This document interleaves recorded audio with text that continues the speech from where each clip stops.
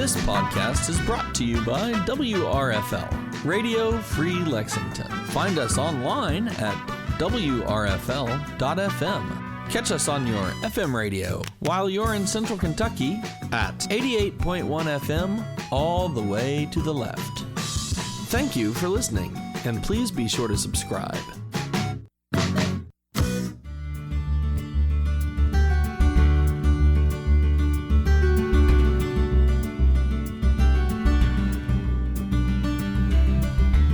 Welcome to From the Woods, Kentucky. I'm Lhotka, and I'm here with my co-host Renee Williams. And today in studio we have Dr. Amanda Gumbert. And Dr. Gumbert is an Extension Water Quality Specialist with the Cooperative Extension Service at the University of Kentucky. And it's a pleasure to have you in studio today. Well, thanks for inviting me. And today we're going to be talking about water quality in Kentucky. And before we get started talking about your work, tell us a little bit about your background and what you do here at UK. Well, as you said, I'm an Extension Water Quality Specialist here at the University of Kentucky in the College of Agriculture, Food, and Environment. And so for our listeners, that just means that I serve the entire state of Kentucky, primarily through our cooperative extension offices in all of our counties across the state, and my focus area is water quality. And so I've been at the University of Kentucky for almost 18 years now. It seems like a really long time to say that out loud. But I started as an extension associate right out of graduate school, and my background is in plant and soil sciences. Yep. What first got you interested in water quality? Oh, that's a good question. There has to be a story there somewhere. It depends on how far you want to go back, really, I guess. And, some people are like, oh my gosh, how much are you going to tell us? But when I was in high school, actually, I did a science fair project. So I've always been kind of nerdy, the whole way. And I really was interested in science. And so I had a wonderful high school teacher who fostered our interest in environmental sciences and science research in general. And so I did a research project on the water quality that was leaving our high school system and headed to the wastewater treatment plant. And for most high school students, that sounds pretty gross and not of an interest. And so that was, lots of fun conversations with my friends. And so I guess that was the initial, interest, because our local water treatment plant was having a real problem with treating the wastewater that was coming into their system. It was a very small rural system, and they were trying to pinpoint the source of some higher pollutant loads than what they were used to treating. Mm-hmm. And so they thought, well, the school system is one of the biggest systems and one of the biggest contributors in the wastewater system. And so we did an investigation to see if that was really the source. Yeah. Mm-hmm. So that was kind of the beginning, and then it's just kind of evolved from there. Yeah, no, that's great. That's great. What is the water quality in Kentucky like? Oh, well, that's a good question, Renee. I get that question a lot, and quite honestly, it's hard to answer that. Okay. The water quality in our streams and rivers and lakes is very dynamic, and so it changes with the seasons. It changes sometimes daily, just with our temperature changes and sunlight exposure changes. So it's a tough question to answer. We can look at it from a variety of different ways, and we have some tools that help us investigate it. I can tell you how I usually answer that question. Sure. I'd like to look more at, instead of the whole state, I like to look at individual streams or watersheds. Mm-hmm. If we look historically, parents' generation, my grandparents' generation, they probably remember some really poor water quality. And they might even remember pre-Clean Water Act and remember like the Cuyahoga River burning. That's kind of, one of the things that we joke about within the water quality realm is, well, at least our rivers don't burn anymore. Right. And so, newsflash, everybody, water shouldn't catch on fire. Right. And so, the Cuyahoga River burning really, that happened almost on an annual basis. That was really the beginnings of the Clean Water Act and the origin of people going, hey, wait a minute, we need to do something about this. So that was early 70s. And so since then, we've had this regulation in place on a federal level, and our states individually are responsible for reporting water quality to Congress every 2 years. And so they do that through what's called an integrated report. to Congress. And so the State Division of Water is our regulatory agency here in Kentucky, and they are the ones responsible for doing that monitoring. We've got lots of water in Kentucky. So we've got over 90,000 miles of streams and rivers. Wow. Yeah, that's a lot. So how does any one entity or any one agency, monitor all those streams and rivers? And the answer is you can't every year. And so what they do is they have a cycle that they follow, that they focus on a different river basin, just a large watershed. And they do that monitoring every year and then report to Congress every 2 years. Okay. So you were talking about watersheds and streams and all that. What exactly constitutes a watershed? Oh, well, that's a really good question. So a watershed is just any area of land where the precipitation or water drains to a common location. So, even if you think about a bowl, just, a salad bowl or your cereal bowl, all of the, if you squirted water or poured water around the rim or the top edge of that bowl, it would all drain to the bottom. And so essentially that's what watersheds are, just on a large scale and not quite as even and symmetric. And so we have major river basins in the state. For instance, the Kentucky River Basin. We're here in Lexington today, and we're in the Kentucky River Basin. And that smaller streams and rivers flow into that river, and then the Kentucky River. I'll quiz you all. The Kentucky River flows into the. Do you know what river it goes to? Yeah. Okay. Say it with confidence.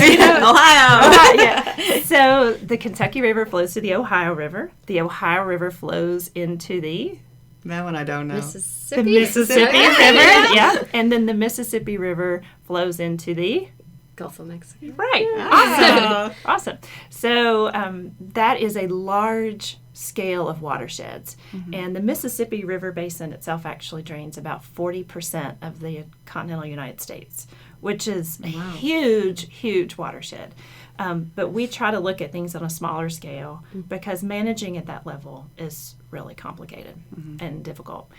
And so we started in New Orleans, and walk back up the river, so to speak, up the Mississippi to the Ohio and then back into Kentucky. We have smaller river basins. Also, break down into small watersheds. Okay, so how many watersheds are in Kentucky? Oh, I don't even know. A lot. Huh? Yeah, so there's a lot. It depends on, again, what size that you look at. And I don't know that I really got around to totally answering your question about what's the water quality like in Kentucky. In general, we have lots of healthy streams, but we also have streams that are not as healthy. And we call those impaired. And that just means that they don't meet their designated uses. And so this is where the nerdy jargon really gets deep. What the Division of Water does, though, is they kind of give our streams a report card. So we can kind of understand that on a pretty straightforward level. When streams are monitored, they are monitored on the basis of whether or not they meet their designated use. So that most of our streams and rivers are designated as aquatic habitat. So that means the bugs, the critters, the things that make our streams ecologically healthy, wildlife, so to speak. That is one of the main uses for all of our streams and rivers. Another use is primary contact, which would be swimming or any way that we might get the water in our mouth. And then secondary contact would be wading or boating or fishing. And so those are kind of the grades. It's like, okay, does this stream meet this particular grade? Does it get an A? Does it get a B? So on. And so they monitor the streams for things like temperature, because those aquatic insects are real sensitive to temperature. They also monitor for things like pH and dissolved oxygen. So obviously those critters, you and I breathe with our lungs, and those aquatic insects often breathe with gills. And so if they can get the dissolved oxygen out of the water column, then they can survive. The other thing, though, when we talk about primary contact and secondary contact, that's really is whether or not the streams are healthy for us to interact with them as humans.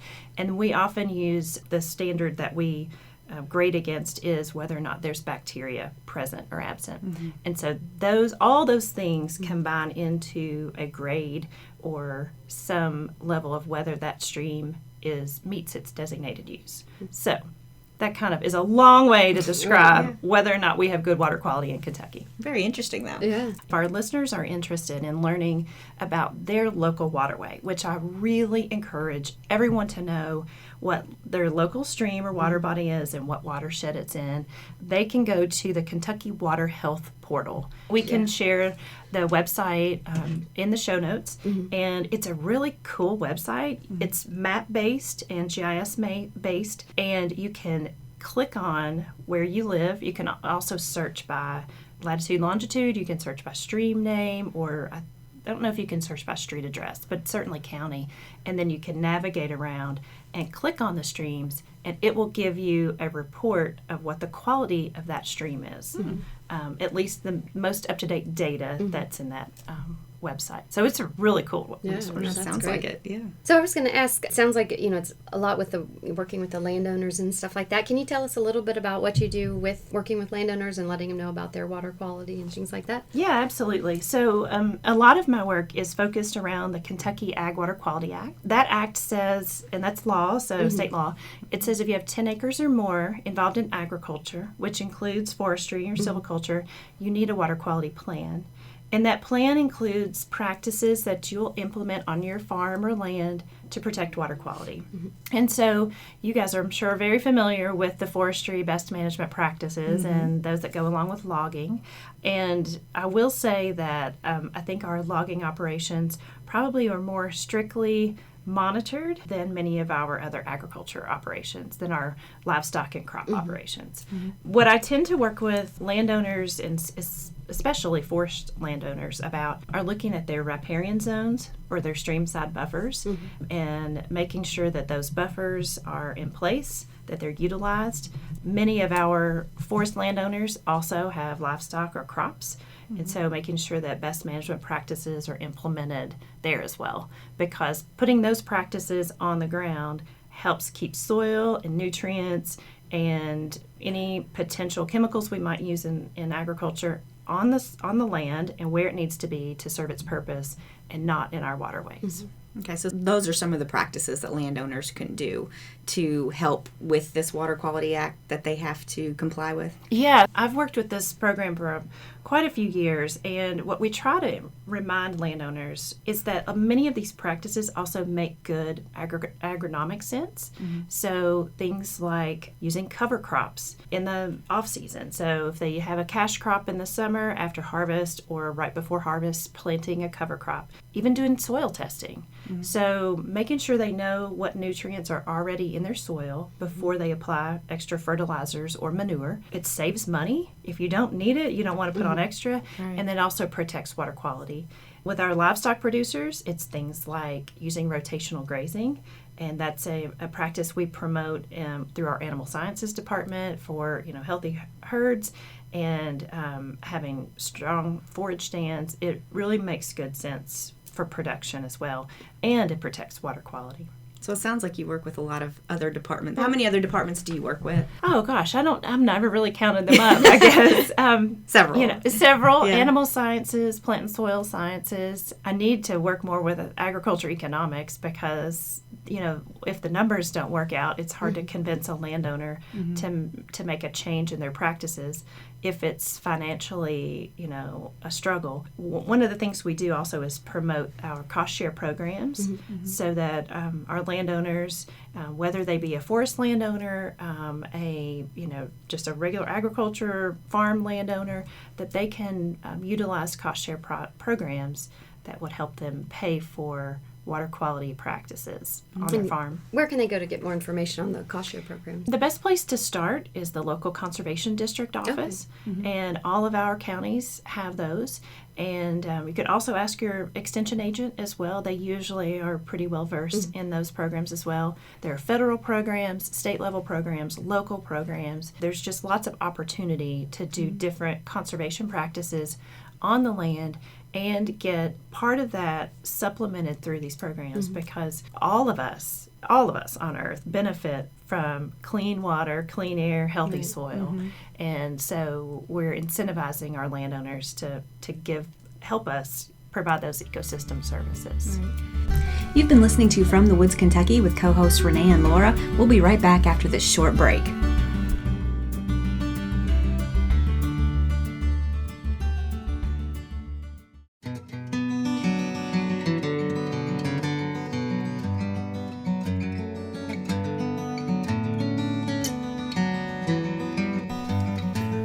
Welcome to Wildlife Sounds from the Forest. This is Dr. Matt Springer. I'm an Assistant Extension Professor of Wildlife Management within the Department of Forestry and Natural Resources here at University of Kentucky.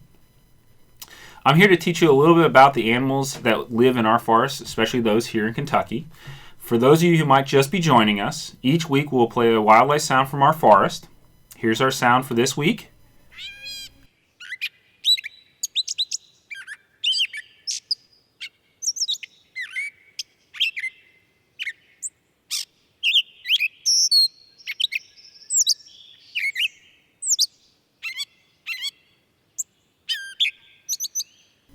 Stay tuned. Towards the end of the show, we'll talk about this animal and why it is making that sound.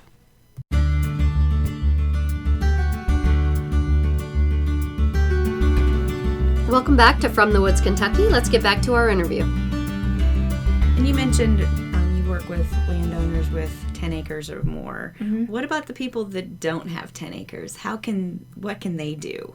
Oh, that's a good question, Renee, because we have lots of homeowners, landowners with small some tracts. 5 acres, they just want a little piece of land, to call their own. And so what do they do? Yeah, absolutely.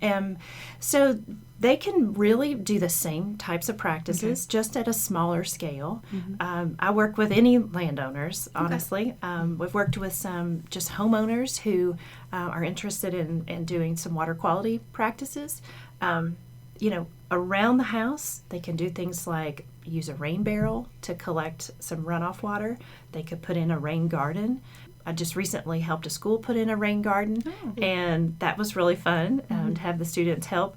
It's a lot more physical labor than you first think. So make sure you're ready for some of those things. Right.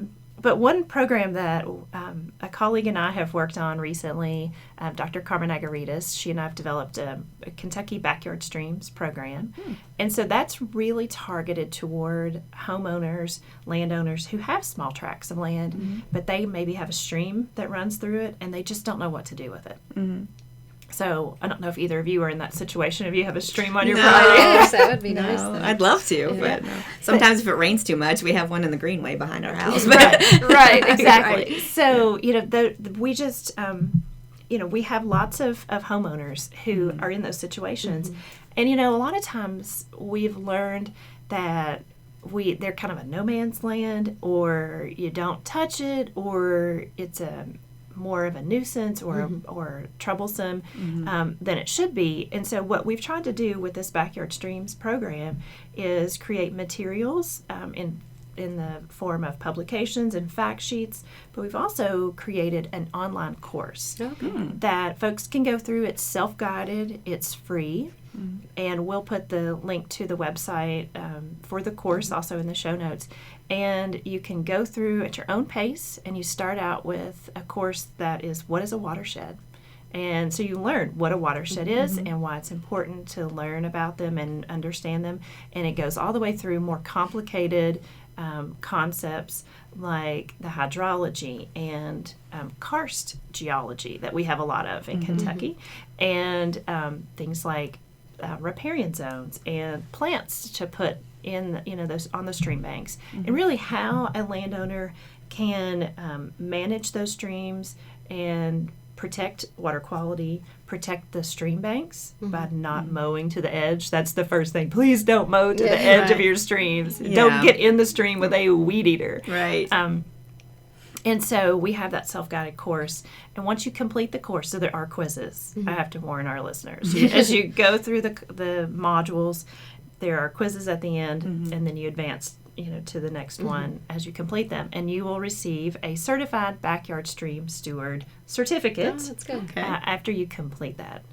Now, I will warn you, it doesn't certify you to do anything particularly, but it does give you lots of information and hopefully motivate the landowner or the homeowner to do what's best for the stream and water quality. It gives them a lot of information, though. Yeah. In order to know more what they should be doing. Right. Yeah. Okay. And that's a great way that you get the word out. And I know that you also have another way of getting the word out and educating people through a podcast that you do, the KYH2O. Can you tell us a little bit about that? Yeah, I would love to. So it is, similar format, I guess, to this show. Again, Carmen Agaritas and I partner for that. It is KYH2O, and it's a podcast about all things water in Kentucky. And it's available through iTunes, and on Podbean is our web home for KYH2O. And it's a fun way that Carmen and I go out. We do some field interviews with other water folks or folks who have some interest or expertise in a particular area that focuses on water, and we interview them and hear from them, and it ranges in topics.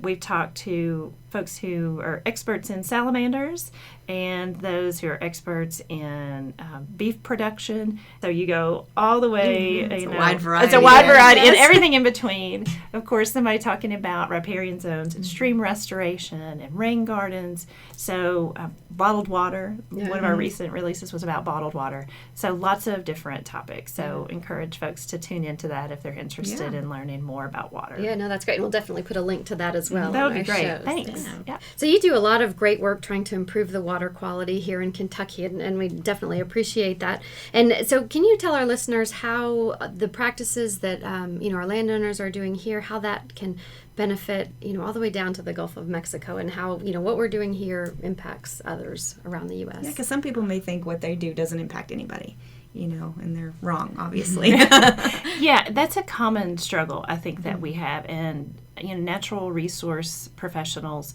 that is one of the things that we have to educate about. It feels, in this world, there's so many of us, our population's growing. It kind of feels like, well, what does one person really matter? And I try to remind all of the folks I work with that every little thing we do really does matter, because it adds up. And a lot of our work here in Kentucky is focused on land use management and conservation practices on the ground.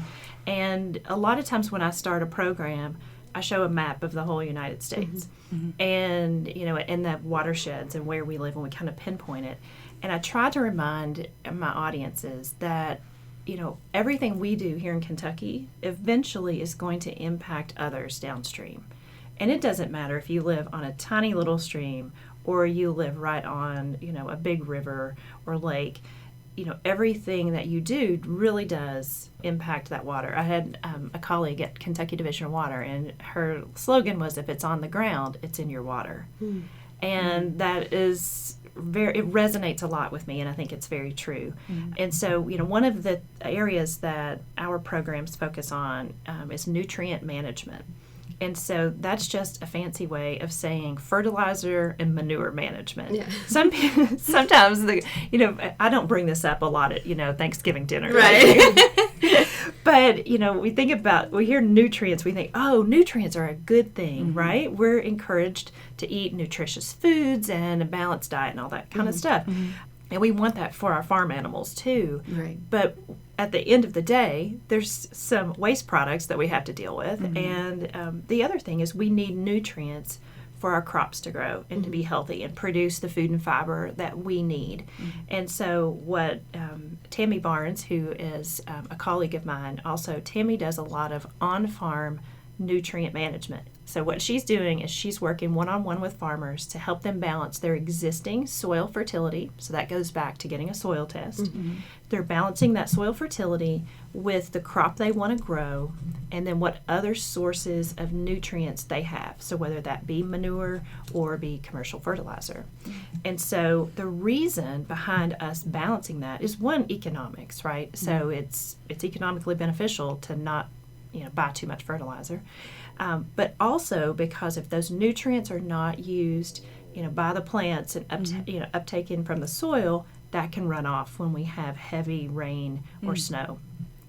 And so once it runs off, that can get into our streams and rivers. And like we talked about before, that kind of cumulative effect of those watersheds is those nutrients, once they're in a water body, then can cause things like algal blooms.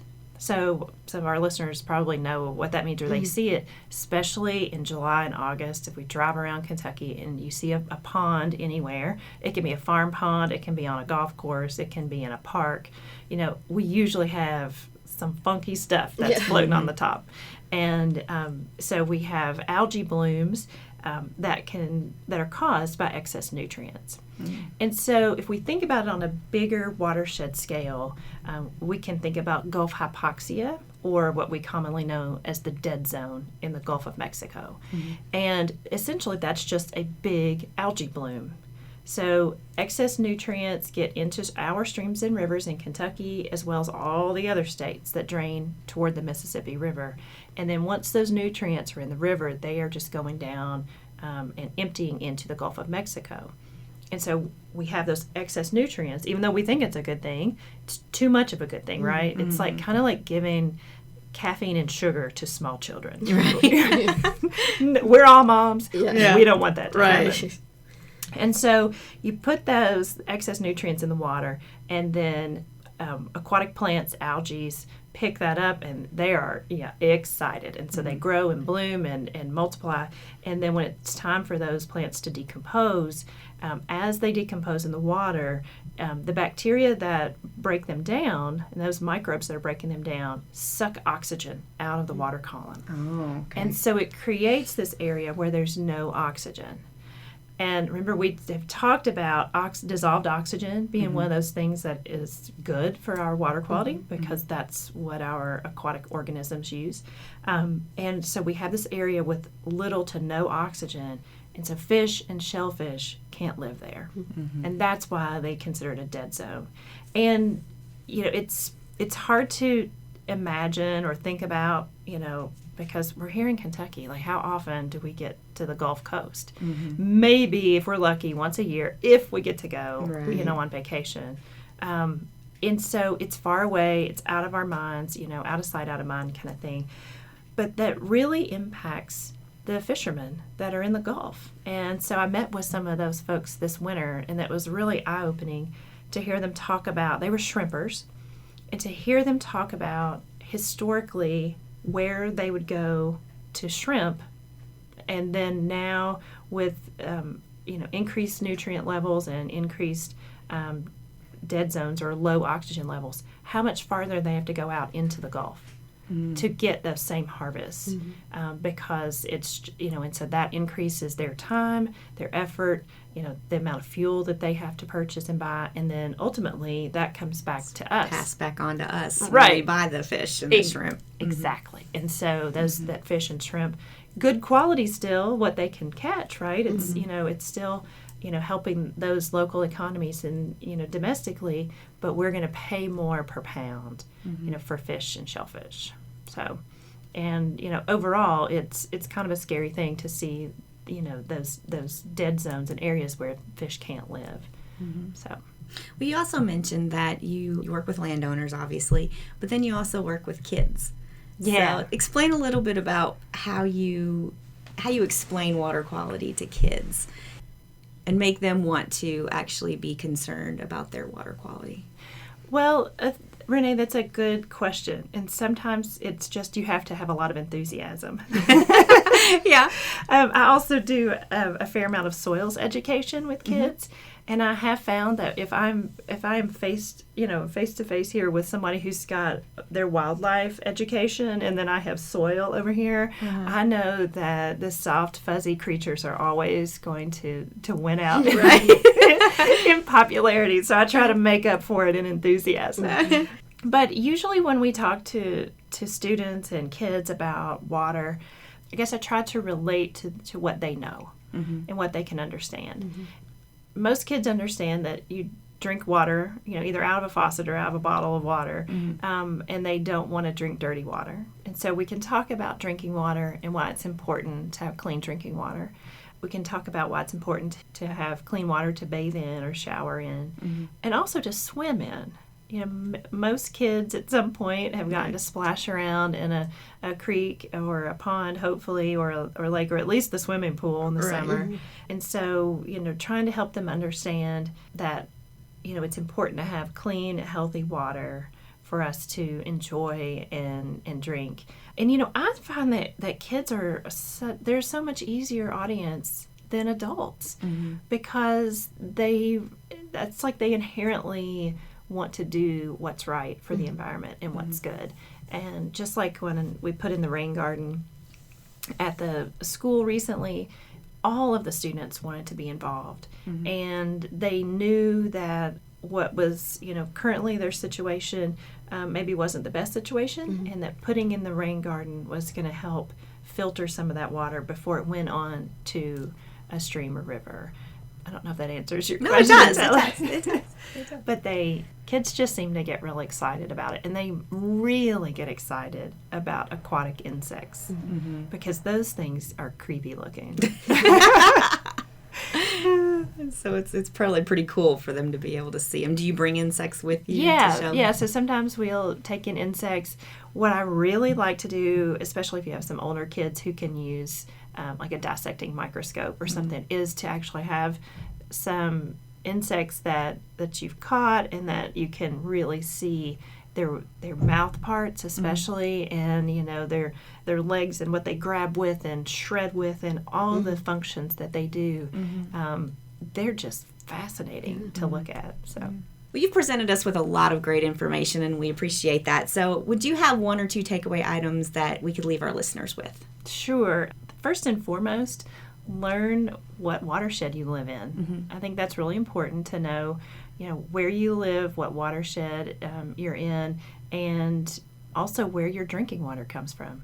Because all of this is a cycle. We didn't talk about the water cycle, but it's all a cycle. So, that I think is really important. So know what watershed you live in, know where your drinking water comes from. And finally, just go out and enjoy Kentucky's water resources.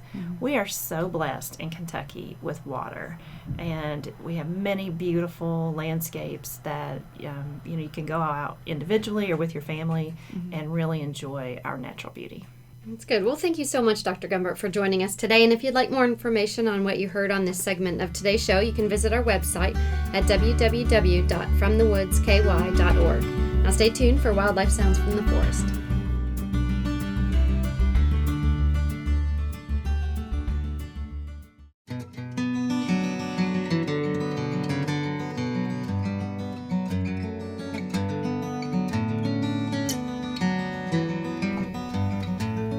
Welcome to Wildlife Sounds from the Forest. This week we have a guest with us to talk about the sound we heard earlier.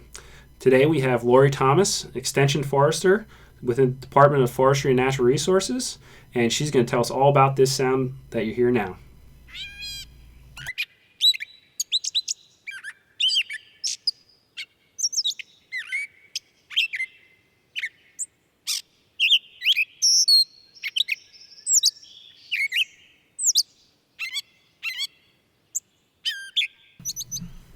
Okay, Lori, that sounded like a cat and a bird. I know, isn't it a great one? Yeah. Well, I think this is called a gray catbird. Oh, well, so there you hence go. the name. Hence the name. This is one of those birds that if you think you'll never be able to pick up a bird call, you're wrong, because you heard it? You heard the cat. It sounds. Yeah. It has that very meow. catty mew sound. Yeah. So very, very easy to pick out, and you won't forget it. You may think, like you said, it's a cat sometime, but be looking around. These birds tend to be in our shrubby areas in the woods, kind of that understory where there's a tangle of vines and whatnot.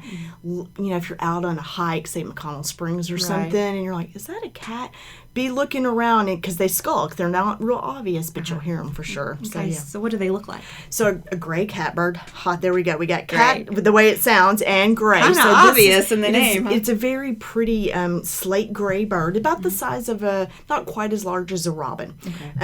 But a good sized bird. This isn't one of our tiny warblers, but a decent sized bird, and it's all gray with a black cap, very small black cap, and his undertail feathers are rusty, and you won't notice those until it's moving around on a branch. But I mean, a solid gray bird, very, very attractive. Are the females and the males? Yes, they look colorations the same. Because I know usually the males are a lot prettier. Right. This one, the males and females look the same. So how do I get them to come to my backyard? I'm assuming they're all here. They are. Just a little bit about their migration. So we will find them here in Kentucky during the summer months. They are a resident along the Atlantic coast. Otherwise, they'll migrate around the coast into, like, from the south around Florida and whatnot, or Central America up to our areas in the summertime. Okay. But to attract them, catbirds are notorious for liking, they love fruit. Oh, So you can either entice them with fruit out on a feeder, or better yet, and more long term, is to plant some native fruit trees. Do like serviceberry, dogwood type trees in your backyard. They're small, kind of understory trees anyway, very attractive, and you will attract a catbird along with several other species that love service berries and dogwood berries as Right. well. So yeah, they're a very nice, interesting, unique bird. do they eat other things? Yeah, they do. They'll also, this time of year, it's a time of the insects. That's why they're here, partly for ants, Thank beetles, you. grasshoppers. Get rid of some of this exactly. stuff. They're going to eat a lot of our insects as well as the fruit this time of year. Do they prefer fruit over this other? Well, right now, especially with the insects and whatnot, that's very good for feeding their young. A lot of protein, so they'll go to both. And here right now they can have both, so yeah, they'll come to both. So now I'm trying to find out, because a lot of times when we've talked to Dr. Springer, it's been, some birds destroy eggs, some birds, kick other eggs out of the nest, Correct. some birds come and have This eggs is- in this nest. Which kind of bird is this? So catbirds are known to sometimes destroy other eggs and nestlings of other woodland species, such as the eastern wood pewee, chipping sparrow, song sparrow. So yeah, they can do that as well. They Yeah. are one of those birds that will do that. So what kind of nest do they make? They're it's a not like a robin's nest with mud and whatnot, but it's more of they'll put it on a branch. It's not a hanging nest or anything like that, but it'll actually be built up in a kind of a crotch or a whatnot of branches with twigs and leaves and whatnot in there. Okay. So you mentioned their migration. So how far do they go? For catbirds, they're residents along the Atlantic coast, and otherwise they migrate. So catbirds are from across North America, spend their winters along the Gulf Coast from Florida through Texas and down through Central America and the Caribbean. So is this time of year about the only time you see them here, or do they kind of stay here during the summer? They'll stay here all through the summer, right? Okay. And then as we see our winter is approaching, we see less fruit, we have less insects. They're going to start moving with the food, moving Makes south. sense. Right. Yeah. Tell us a little bit about what they sing and how, because we heard it. So Yes, so they do. They have several different kinds of calls or phrases. This is a catbird is grouped with other mockingbirds and brown thrashers, which tend to be mimics. They imitate other calls. And with the gray catbird, there'll be short notes, and they collect these notes into phrases to make a song. Their songs can be up to 10 minutes long, Oh, wow. actually. So they tend to be, as you noticed, you heard the mew mew sound, which is the very distinctive, but they'll also have whistles, squeaks, gurgles, whines, and nasal tones. They imitate other birds, frogs, as well as mechanical sounds, because they're a mimic. They're going to imitate that, and they put that all into their song. Now, like with other mockingbirds and brown thrashers, they'll repeat phrases 3, maybe 4 times. And whereas with the catbird, it doesn't usually repeat its phrase. It's going to do it once, and it's moved on to another sound, and then another sound. Females do also sing, but much more infrequently, and their songs tends to be much quieter, so you may not hear theirs over the males. thank you for coming and talking about the gray catbird. We appreciate it. You're very welcome. Thank you for joining us today. We have a new show scheduled for summer 2019. You can listen to us live on WRFL Lexington 88.1 FM on Thursdays from 10 a.m. until noon. And at 10 a.m. we'll be playing a new episode. Then at 11 a.m. we'll play a show from our archives. So stay tuned to 2 shows this summer on Thursdays. If you miss our show on Thursdays, you can listen to all of our podcasts on our website at www.fromthewoodsky.org. Hey there. If you're enjoying this podcast from WRFL Lexington, you may enjoy our live radio stream at WRFL.FM and, of course, via radio at 88.1 FM in the Central Kentucky area. We have a wide variety of programs you're sure to enjoy. Just go to WRFL.FM/schedule and see what programs appeal most to you. Thanks again for listening to this podcast from WRFL Lexington.